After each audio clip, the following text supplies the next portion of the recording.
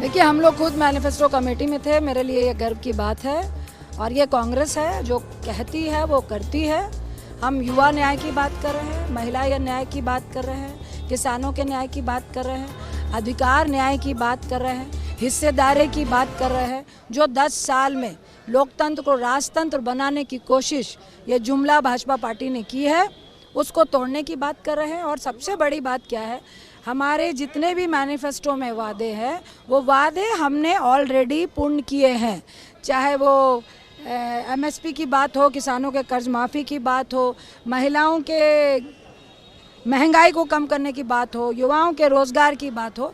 हमने किसानों का भी कर्ज माफ़ किया था, हमने युवाओं को भी काफ़ी नौकरियां दी और हम कह रहे हैं कि अग्निवीर योजना को हम दोबारा से हटाएंगे और परमानेंट जॉब की तरफ जाएंगे। हम कह रहे हैं कि हम 30 लाख नौकरियां जो गवर्नमेंट जॉब खाली पड़ी है हम दोबारा से युवाओं के लिए खोलेंगे। हमने किया है और हम पूरे विश्वास के साथ कह रहे हैं कि लोगों को विश्वास होगा, 100% दिलाएगा।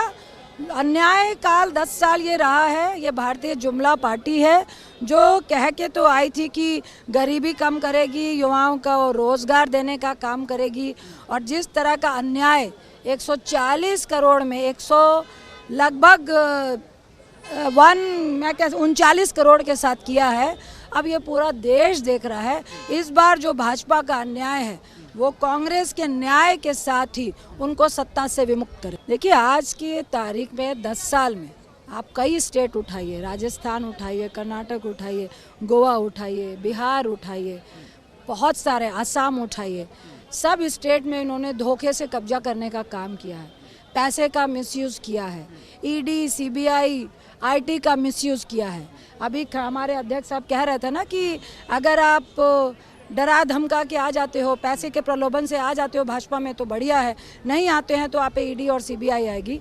पीएमएलए का जो दुरुपयोग हो रहा है, तो निश्चित तौर से आज जो संविधान की धज्जियां उड़ाई जा रही हैं, तो निश्चित तौर से स्टेट का राइट बचाने के लिए, संविधान का राइट बचाने के लिए, और आपको जनता चुन के भेजती है लोकतंत्र को बचाने के लिए, बहुत ज़रूरी है कि हम अपने जो अधिकार है हमारा लोकतंत्र का, उसको बचाने के लिए भी किसी ना किसी पार्टी को आगे आना पड़ेगा। देखिए, बहुत बड़ा ऐलान है। हम ये न्याय योजना 2019 में भी लेकर आए थे, लेकिन हम शायद लोगों को समझा नहीं पाए। इस बार हमने उस 72,000 को 1 लाख रुपए किया है सालाना। हम महिला के लिए मंथली लगभग 7-8 हज़ार आना बहुत बड़ी बात है। जिस रूरल एरिया से हम लोग आते हैं, जहाँ पे एक वृद्धा और विडो 400 रुपये वृद्धा पेंशन और पेंशन के लिए लाइनों में खड़ी होती है, उसके लिए 7-8 हज़ार उसको आर्थिक स्वावलंबी देगा।